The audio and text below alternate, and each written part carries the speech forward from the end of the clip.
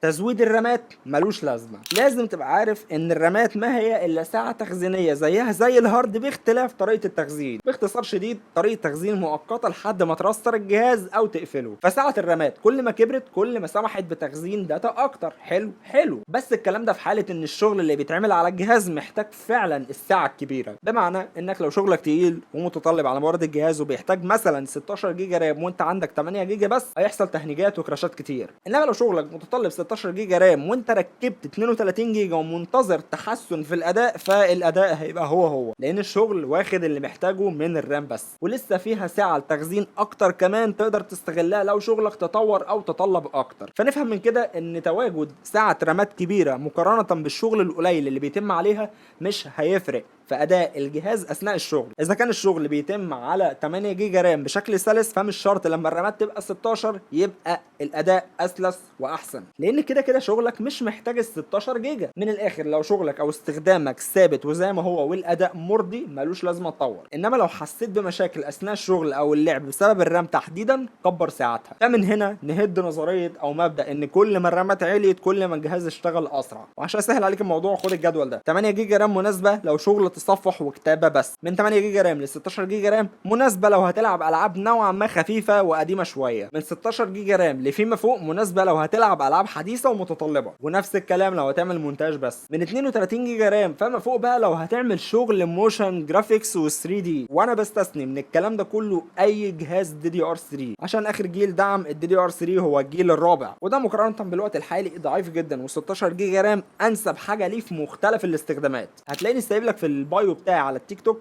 لينك شرحت فيه كل حاجه عن الرامات في قناتي على اليوتيوب. ما تنساش تعمل شير ولايك للفيديو وتفولو كمبيوترانجي.